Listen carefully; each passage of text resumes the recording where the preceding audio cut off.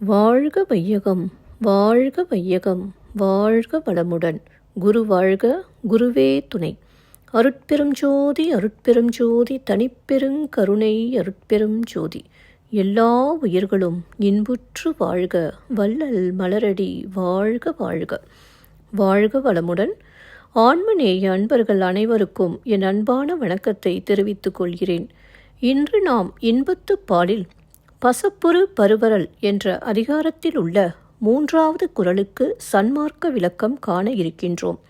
வாருங்கள் அன்பர்களே. அதிகாரம் பசப்புறு பருவரல். குறள் 1183. சாயலும் நாணும் அவர் கொண்டார் கைமாறா நோயும் பசலையும் தந்து. சாயலும் நாணும் அவர் கொண்டார் கைமாறா நோயும் பசலையும் தந்து. முதலில் உலகியல் விளக்கம் காண்போம்.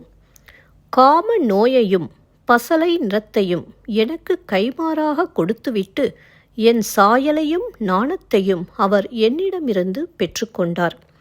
இப்பொழுது சன்மார்க்க விளக்கத்தை காண்போம்.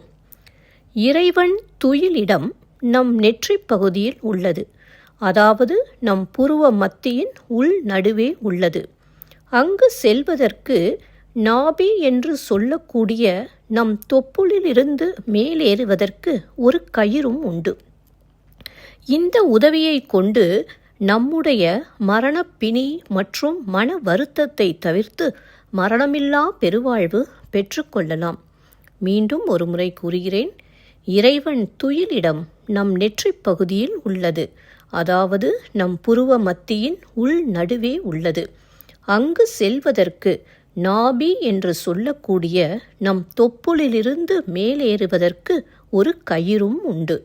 இந்த உதவியை கொண்டு நம்முடைய மரணப்பிணி மற்றும் மன வருத்தத்தை தவிர்த்து மரணமில்லா பெருவாழ்வு பெற்றுக்கொள்ளலாம்.